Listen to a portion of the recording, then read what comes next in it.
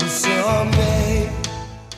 Welcome to the Wall of Power Radio Hour. This is your host, Paul Metsa. We have a great show tonight, talking about the Waters Light Festival in Duluth, Minnesota on September 4th. We'll be speaking with Winona LaDuke and musician Alan Sparhawk from Lowell. I'm delighted to have on the other line the great Winona LaDuke, the founder of honortheearth.org, that is sponsoring a phenomenal show called Waters Life, Sunday, September 4th, starting at noon in Duluth, Bayfront Park, right on the shores of the great unsalted sea in the Zenith City. Of course, I'm talking about Lake Superior. I'll just, before I get Winona on, I want to tell everybody this is probably one of the best outdoor shows in Minnesota this summer. It features Ani DeFranco, the Indigo Girls, Allison Russell, Lo, Dessa, Keith Sicola, Annie Humphrey, David Huckfeld, and many more. Sunday, September 4th at Bayfront Festival Park. Winona, I've been such a fan of yours for years. I played when you Northrop Auditorium in 2000 at when you were running with Ralph Nader on the Green Party ticket for president and vice president. And I've been following you before that and ever since. And now you've turned into a phenomenal rock and roll promoter as well. That's really funny. I don't know if I'm a rock and roll promoter as much as I get to hang out with musicians. You know, Honor the Earth is about to enter our 30th year. That's like half my life, buddy. You know what I'm saying? And I've been with the Indigo Girls and all these musicians pointing out that music changes the world and opens up people's hearts and heals them up. And so we're going to do this concert. You know, this is actually about, I think it's our 4th or 5th concert at Bayfront, but they're getting bigger every year. And man, we're really excited about this year and all the bands from everywhere that are coming in and Uncle Brownie, that'd be, Gary Farmer coming in from Reservation Dogs as well as T. Farrow, and then Quanah Chasing Horse, who's like the cover of Vogue magazine, all water protectors, man. This is a concert to celebrate water. And I feel like that's the Minnesota way. Let's celebrate water and let's rock. Absolutely. Well, Lake Superior is 10% of the world's fresh water. And then you add the boundary waters and all the other lakes in Minnesota. I believe Minnesota is sitting on about 15% of the world's freshwater supply. And we got to take care of it. I feel like, it's been a tough year for the last couple of years. A lot of us, I've got charges in 3 counties still from the Enbridge, takeover of the North. And, I don't know if I mentioned this, Paul, but we are letting water protectors who got charges on line 3 in for free. Fantastic. If you got charged, you come on out because you're a hero, not a criminal. We have like a special door for, arrestees or something, but, I'm just saying, let's celebrate our water, let's heal up and let's protect it. Well, you're doing phenomenal work, and I'm a double Scorpio water sign, so water is very important to me. Now, tell us about how did Honor the Earth start and with your co-founders, the Indigo Girls? Well, back when I was a young thing, not just kidding, but, it did start back then. We were out at the Black Hills Survival Gathering in '79, and then Jackson Browne and Bonnie Raitt were there to support Lakota people and all of us in this vision for a better world that we've been fighting for, and we're making. So the bad guys got some leeway, and we got some good people doing a lot of good stuff too. So I met Jackson and Bonnie, and then I met them again down at Mount Taylor, for uranium, protecting Mount Taylor, which we did. We saved Mount Taylor. But my point is that 78, 79, 80, I got this idea in my head that you could work with musicians and people, and they would bring healing to your community, and people would pay attention because they were musicians. They would lend their voice to a struggle. And so we worked on that. And then I met the Indigo Girls at a band, the Dam Jam, which was a James Bay Dam in the Beacon Theater in New York. Wow. I think in 92. And then they were at Foxborough Stadium, and I met them there too. And so then we founded it in 93, at Foxborough. Well, it's, I know how hard just with the things I've been involved with, how hard sometimes it is to keep volunteer driven organizations up and running. For people that are listening to the show tonight that can't make Water is Life September 4th at Bayfront Park in Duluth, how can they contribute monies to Honor the Earth? They can go to our website, honorearth.org. They could send us some support for, we got legal fees. We're battling Enbridge in Wisconsin and still trying to hold them accountable in the state of Minnesota. And we're fighting some other big guys, the Huber Mill proposal. They can support us in our legal work, our advocacy work, honorearth.org. They can, also support us in our work for the just transition, because we're doing solar thermal, and hemp up here. We're all ready to move along, the solutions are here. And what we want is Minnesota to be not a state of shame, corporations own us, but a state of pride where we protect our water, and we have the new green revolution of hemp, the renaissance of hemp. And so support us, honorearth.org. You can go on there and donate and find out more about our activities. But we're pretty, we're stronger than we were even last year, and really, standing up on the front lines across northern Minnesota, and that's where the water is. So, help us out and come to the show. Come to the show. It's outside, so you got plenty of seats. Obviously, bring your lawn chair. There's going to be tremendous puppets. I don't know. It's going to be a giant show of joy and awesome. I'm very excited about it. And all those musicians. Oh my God. I just played at Bayfront Park about a month ago for the 25th anniversary of the Duluth Reader, the weekly magazine. Oh, that's so great. And it's such a beautiful venue.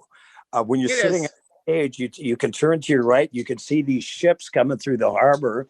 And then when you're looking out from the stage to the audience, you can see the hills of Duluth.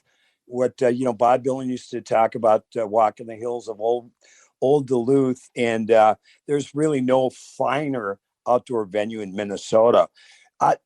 Let's talk about for a little bit. I also have been very aware of the water fights in the Boundary Waters. I'm from a little town 60 miles north of Duluth called Virginia, Minnesota. And when I was a young man playing, there was a young guy in my brother's band, a fella by the name of Keith Secola. And I've known Keith for, going on 50 years. And I remember the weekend he bought an electric guitar and was going to hitchhike out of town to trails that he didn't even know existed. And I've been such an admirer of Secola's. Tell us a little bit about your relationship and love of Keith Secola's music. The first time I heard Keith, he was singing this love song to an Ojibwe woman in Ojibwe, and I thought, man, that guy's awesome. Now, of course, he married himself some great Southwest Indian, and so I don't know if she appreciated those songs so much as the Ojibwe women did, but that guy has been stalwart, funny as heck, deeply committed to the North Woods, deeply committed to, Native people. And what an amazing musician. And just to have him continue and be out there and come and, rock the stage with us with, a bunch of his classic blues, awesome, but I known him for most of my life. Now that I think about it, I probably didn't meet him until the 80s, but, that'd be most of my life. And he's got his son is a phenomenal artist. And I've met his grandkids. He's a rocking grandpa in the finest sense of the term. I love Keith Secola. So Keith will be, for those of you that just might have tried into the Wall Power Radio Hour, will be performing with dozens of other musicians at the Water is Life Festival at Bayfront Park in Duluth, Minnesota. Now, and also I've gotten to know Alan Sparhawk from Low, since I currently, I've been living in Duluth for the last year. So you've got such a nice wide variety of musicians. And of course, one of my favorites, let's talk a little bit about Ani DeFranco. Yeah, this is very exciting that Ani DeFranco is coming in and going to perform for us. She's a longtime friend of the Indigo Girls and of the organization. And this is the first time that, I've ever done a show with her, but I'm really looking forward to, spending a little time with her. And people are certainly listening, interested to listen to Ani. So I'm excited about her. And now tell us a little bit about Annie Humphrey as well.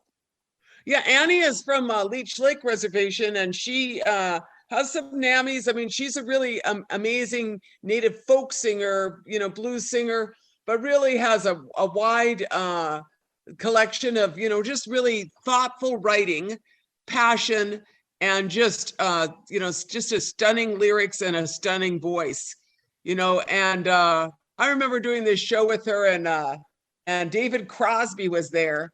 Wow. From Crosby, Stills and Nash, and he was just really smitten. I think he gave her his piano. She was just like, you're really beyond gifted, and you need this piano. But I just, I just remember that, she's been, she's the voice of the North, and she's also been, opposing this big Huber Mill project that some wackos want to put in there, where they basically munch the forests of the North, 400,000 cords of wood a year, which is like half of the state allocation. Sure. For just, and that's why we want hemp. It's like, why don't you just make that construction materials out of hemp? Bio, you know what I'm saying? Oh, yeah. Sequester some carbon, create some jobs, and leave our forests intact, because we need our forests to live, And Annie's been really good on all of that work too. What's funny now, you and I are kind of the same age. We grew up through the same times, but you look at right now with the great things that hemp can do, the many uses for it, how it can help our environment. Finally, we're seeing the legalization of marijuana, and now they're finding out that psilocybin can be very helpful for PTSD and other things. I'm reminded of a great song, a fellow named Bob Margolin, who was a young guitar player with Muddy Waters back in the day, and he's still out there playing. He wrote a great tune, and that was titled, maybe the hippies were right. No, that's totally my story. Like, John Trudell, rest in peace, the great years ago, what a warrior. Right. What a poet, and what a, musician, and just a, just really visionary. But anyway, Trudell used to always be talking to me about how hemp was the answer. And I was thinking to myself, I think I was kind of judgmental. Actually, I'm just going to own that. And I was kind of like, man, all guys who smoke herb think hemp's the answer, and I didn't smoke herb at that time. And so I was kind of like, I don't know, man. Everybody thinks that's the answer, and but it is the answer. He was damn right. I was all judgy because the hippies were right, and I don't want to be like, I don't want to tell everybody that, but I'm a hemp farmer now. I've got 7 years in the state, and I've got a federal research permit, and we're about to figure out how to make housing as well as textiles out of hemp coming out of the northern Minnesota reservations, and that's what we want. Minnesota used to have 11 hemp mills. Minnesota used to have 11 hemp mills. I say that one more time, and I want them back. The last hemp mill, Paul, was in Winona. Did I just say that? So I feel this, like, what's it called? Synchronicity of the universe that says that I need to be part of the bringing back of hemp, It's fun. That's so funny, because my favorite Bob Dylan line from the song, "It's All Over Now, Baby Blue," is, take what you have gathered from coincidence. Right. And that's a beautiful coincidence. I'm gonna go listen to that song again. Yeah. No, it is. I feel like that's the state of the world right now. It's like, I mean, you and I know it's just like insane out there watching the Trump, what I'm saying is, it's like everybody's like crazy as heck. Well, some of us got to stay coherent. That's exactly what Trudell would say, is stay coherent. And so I'm working my best at it, but in the midst of that, these moments of absolute clarity and direction appear, and some doorway opens up, and I'm like, there it is, was waiting for you. Thank you. And this hemp is about to take off. And I just want to make sure that, with both the hemp fiber economy, because tribes have large land bases, and our interest is in, growing this hemp, because, it's a little bit more than a boutique shop, right? Yeah. you need thousands of acres at some point. So we're really interested in the development of that. And then secondarily, not secondarily, like legalization is coming. And I want to make sure that the people who spent time in prison for the herb also get to be beneficiaries of this next round, which is people of color. Those legalization permits should go to people of color. Like I want a permit.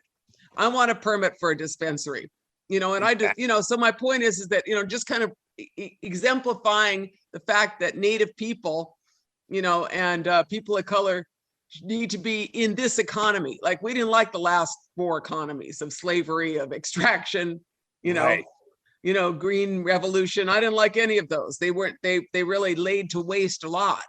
And now I'm ready for the new green revolution, and that's really going to have an equitable, equitable future. And I'm ready.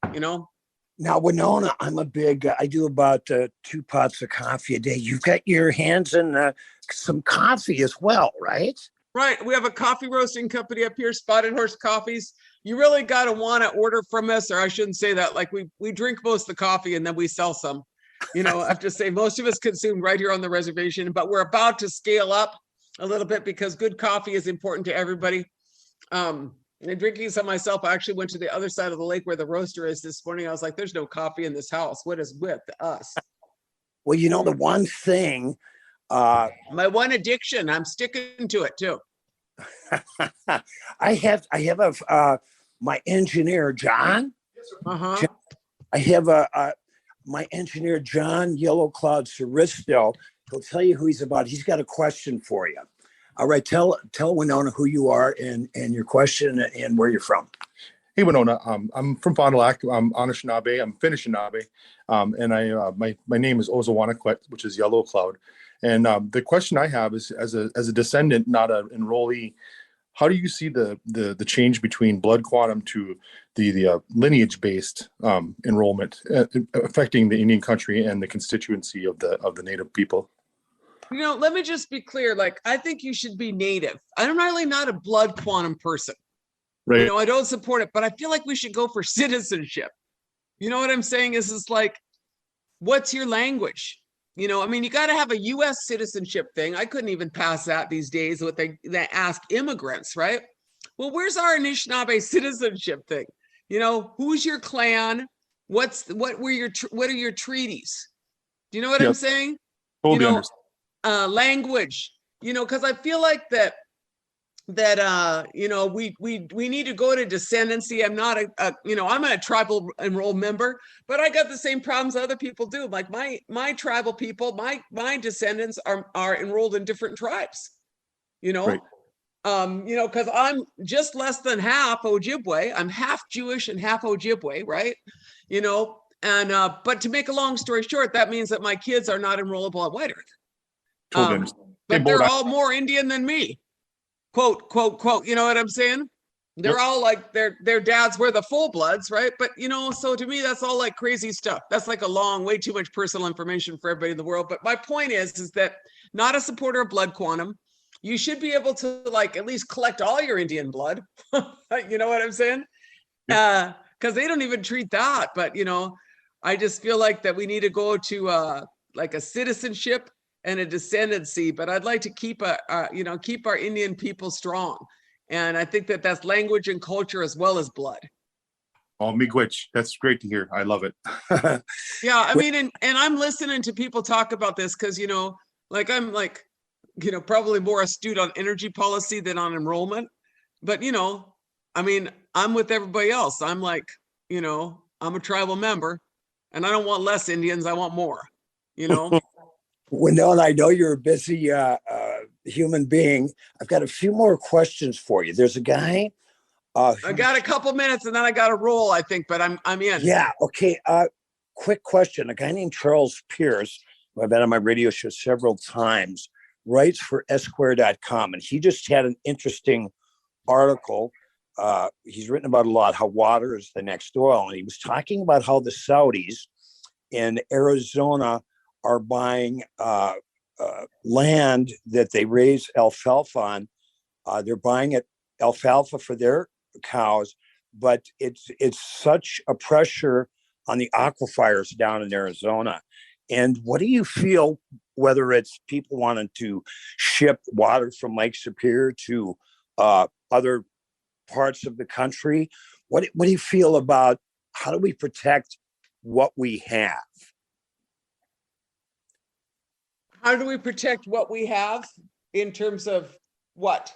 Everything? Well, let's say the Saudis go, yeah, we're running out of water. We'd like to, or whoever, we want to start pumping water out of Lake Superior to Planet X. I feel like everybody should be challenged for their water plan. I mean, like I'm sitting here next to Fargo and I'm like, y'all don't got a plan. I mean, Fargo is stretching itself to South Dakota border. Mhm. I mean, I don't know, you know what I'm saying? You've got these sprawl cities with its entitlement to poor management. I mean, you know exactly what I'm saying.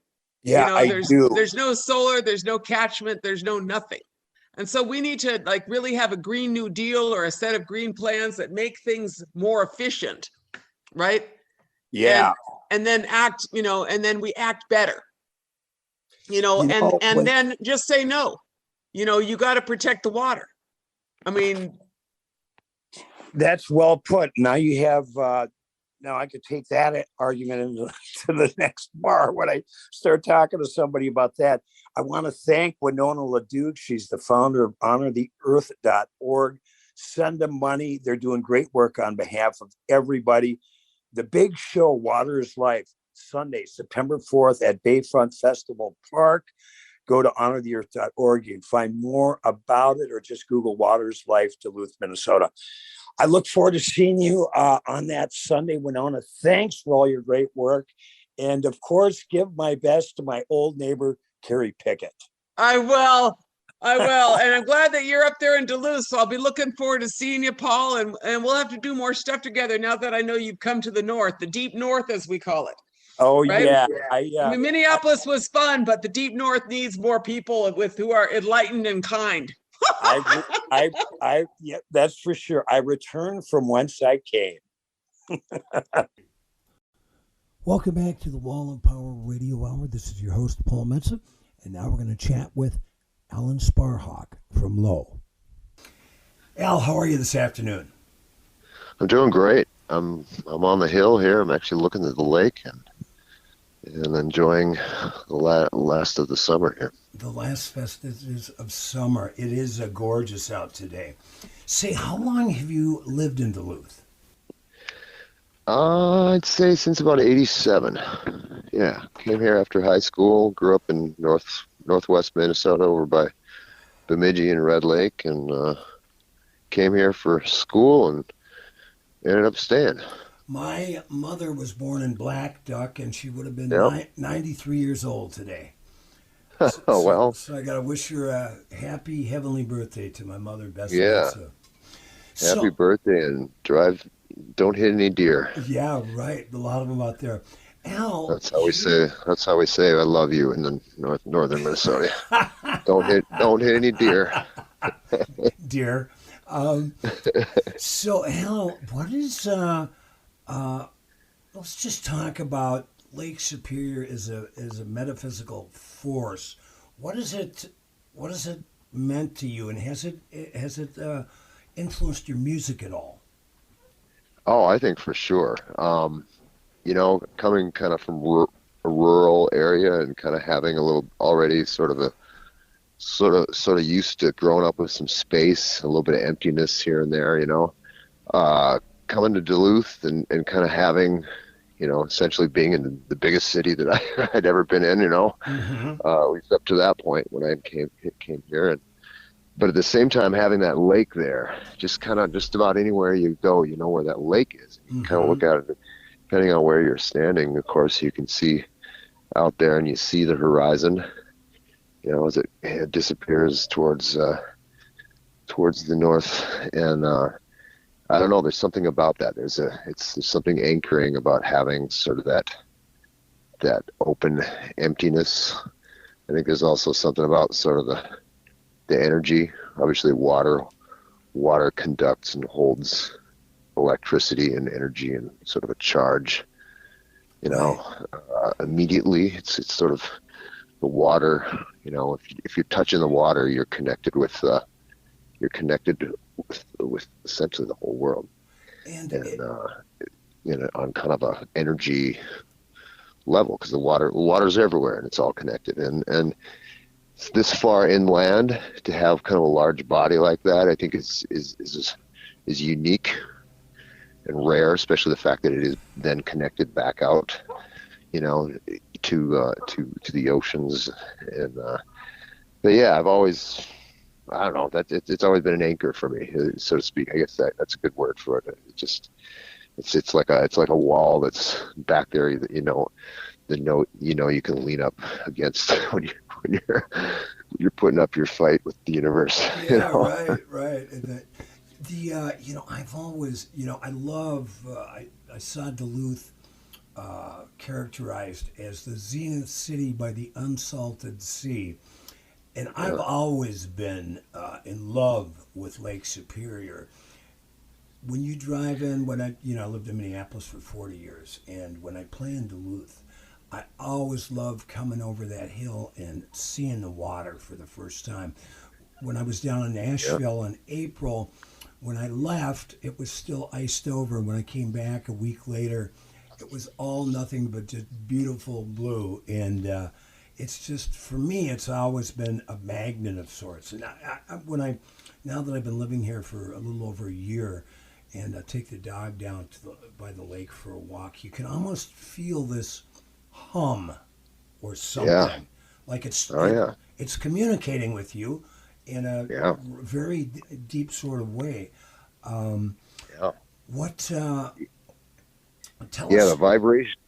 Go ahead. No, go ahead. Yeah, the vibration. There's a lot of vibrations there. There's the vibration of it being so. It's so ready. It's, water as a material is just, it's so right there and ready for every energy that touches it. It conducts it. So of course it's humming. The waves, whether you're standing on the shore, you can get a sense of the waves like that. But if you've ever been out on a boat out there, at the times when it looks calm, if you're ever out on a boat, you realize no, there's a lot of movement going on here. There's large sort of waves, if you want to call it, or cycles and movements that are moving around. And I think that's a lot of why the lake resonates. It's such a loud, it's creating all these frequencies, and I think people really,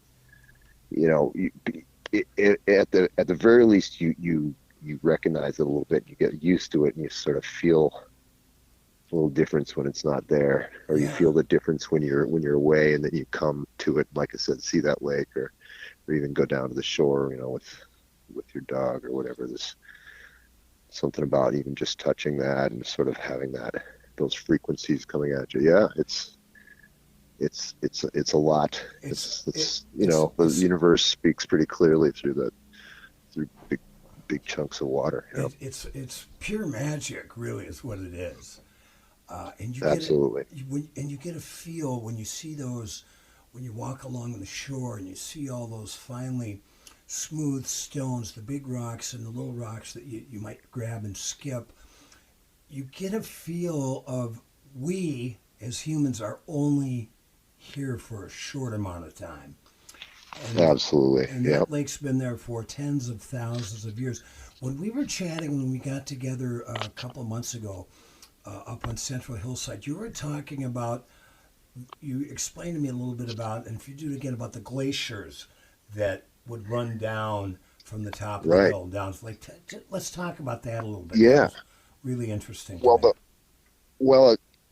anyone who lives along the hill here, along kind of this hill, this harbor, it's kind of a natural, the hills around sort of empty into the lake. And of course these, the lakes were built by glaciers, and then specifically the receding of the glaciers, because that process, depending on what was melting at one time or whatever, and how the drainage was at different spots, and different, a couple million years of a big river going this way, and a couple million years of maybe a river going this way, and it would carve out these big sections. And the edge of the lake here in Duluth, where the river comes in, this edge, this has been carved out for a long time, and water has been coming from the land and joining that lake sort of at this apex where Duluth is for a long time. And when that water, that energy is going through, it's going in a certain direction, it charges the land that it goes over with that energy and that electricity and that direction. So yeah, there's little sections even as you walk through the neighborhood here in Central Hillside where you'll see like where there's a little bit of a cleft in the rock, maybe a couple houses, a house wide, and you got to realize like that's where a lot of this melt off came and eventually got to the lake. So there's a lot of energy. Bob Dylan's house. I think that was what we were talking about originally. Right. Dylan's childhood home is right on this street where, if you look at the terrain around in the neighborhood, you can see like, this street that house is on was essentially a big violent, charging river Right. of freshly melted, ancient water. Yeah, well, and I don't know. You gotta assume that if there's any cosmic energy in the world, it's going to collect around that kind of thing and deposit in the land and into the air. And Bob has talked about it in his book Chronicles, and of course, one of his early poems on the back of one of his records talked about walking the hill of Old Duluth. And if anybody's out there gets up to Duluth, the address is 517, which is the downstairs where I lived for a year, 519 3rd Avenue North and then East. 3rd Avenue East. 3rd Avenue East, yep. Yeah, and it was right up the street about, 3 blocks down from the synagogue that I believe the Zimmermans went to, which was, unfortunately burned down a handful of years ago originally they thought it was an anti-Semitic thing, but it turned out it was just a homeless guy trying to keep warm. Yeah. I remember that. It was unfortunate. Now, do you ever, I imagine you've probably taken your guitar and sat down by the lake and, if not written a song, strummed along to the waves. Oh, yeah. I've a guitar down there. I've done, I think there's an artist from Duluth here named Nat Harvey, a young artist who recruited me once to do, we did some electronics improvisation while standing in the lake. Wow. It was all low wattage, of course, so nobody's going to get electrocuted. Battery operated stuff with a line going to the shore. So, but that was an interesting experience. I don't know. There's a room kind of a corner of my ma's house here on the hill that I like to sit in and write, and that bridge and that lake is just right there. Yeah. And like I was talking about earlier, there's something, at least for me psychologically, there's something anchoring and familiar and sort of foundational, about having that large body of sort of rolling quiet energy, I don't know. It's boiling and moving and full of energy, and yet something about it's so peaceful when you see that horizon and that vague sky touching it, With I'm really enjoying it and know you as a friend, and we have a lot of mutual friends. But when you're approaching a gig that's going to be Sunday, September 4th at Water is Life, is there going to be any, is it going to affect your set list at all with your appreciation and love for the lake and what you might play? Or is it just going to affect you because it's a really cool spot to play at Bayfront Park?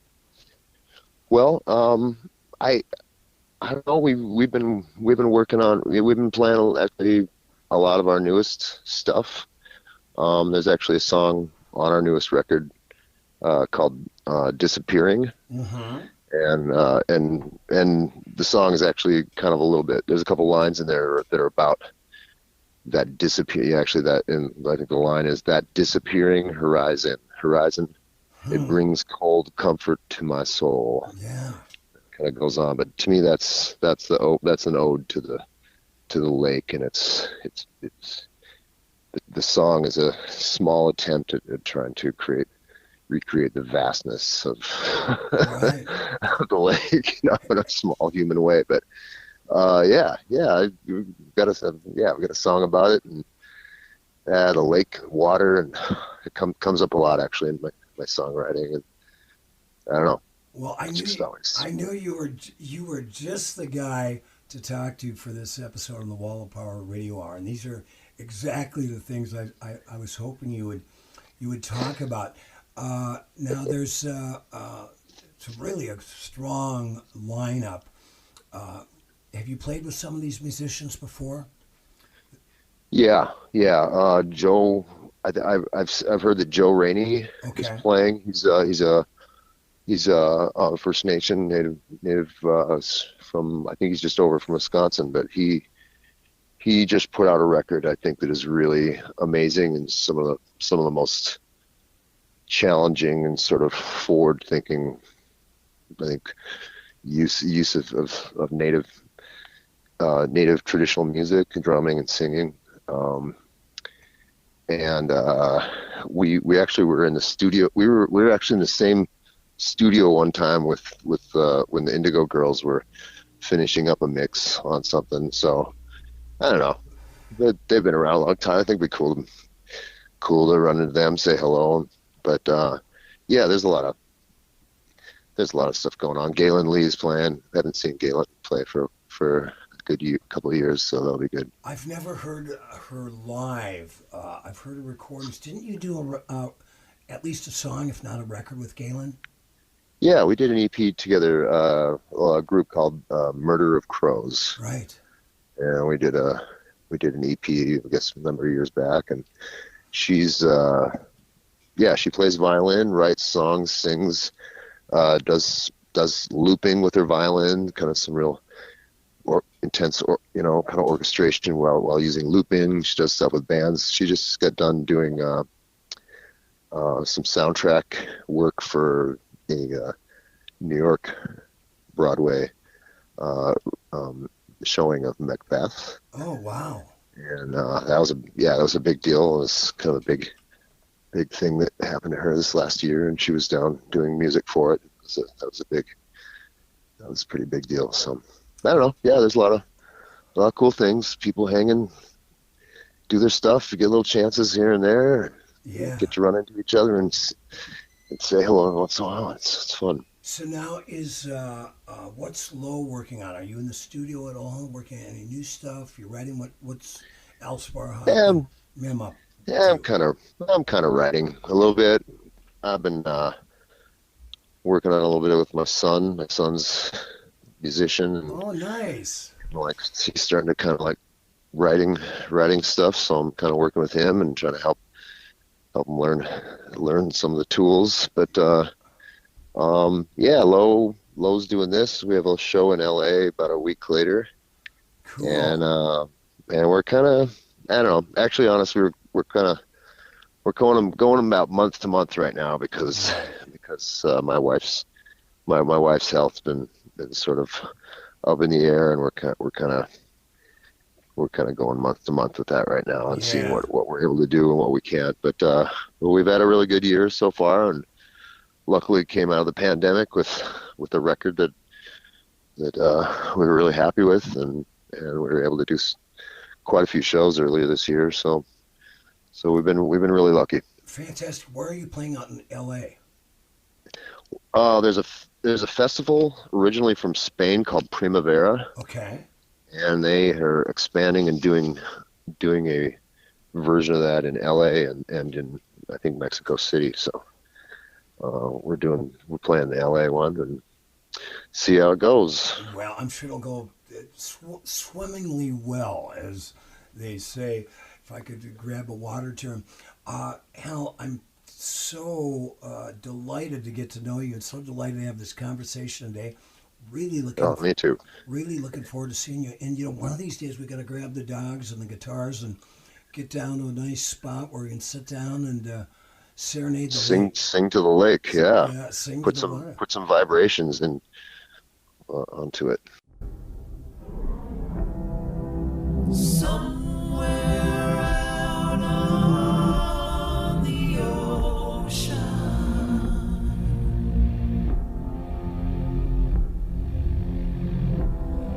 across the waves that rise and fall,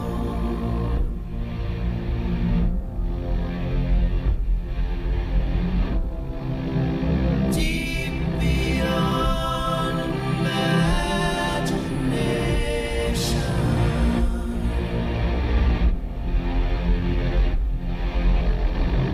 Some kind of madness, I don't know.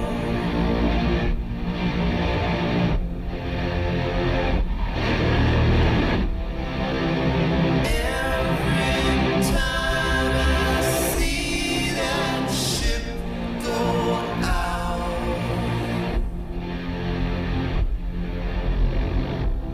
it feels like everything's complete.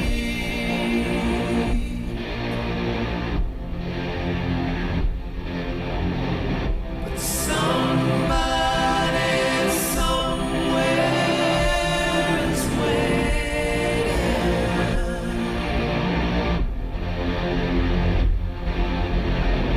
Some other ocean at her feet.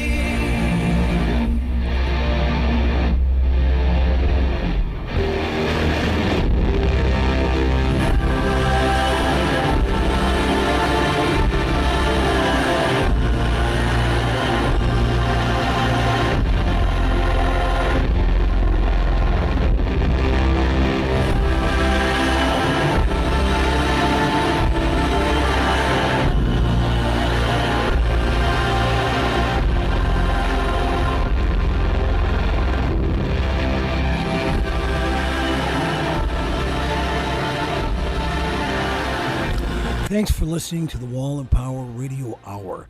The show was produced by Paul Metsa, engineered by John Yellow Cloud Rising Saristo. We'd like to thank our guests Winona LaDuke, Alan Sparhawk from Low, treated us to that song we listened to at the end of the show. I got a new book coming out. Follow me at paulmetsa.com, and like my dad used to tell me, remember to be kind and make someone happy.